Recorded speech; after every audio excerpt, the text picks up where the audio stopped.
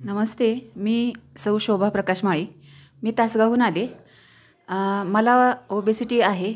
113 kilo वजन होतं माझं आणि गुडघेदुखी होती. तर या ठिकाणी मी आल्यानंतर आनंदकुंजमध्ये 8 दिवसांचा मी उपवास केला आणि उपवासादरम्यान अगदी फ्रेश वाटलं. खूप छान वातावरण आहे इथलं आणि सगळे उपचार मला अगदी छान मिळाले.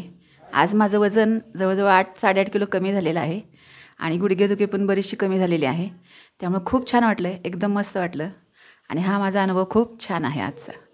माझ्यासोबत माझी आई पण आली होती, मालती भिवराव माळी. तिचं वजन होतं 90 किलो.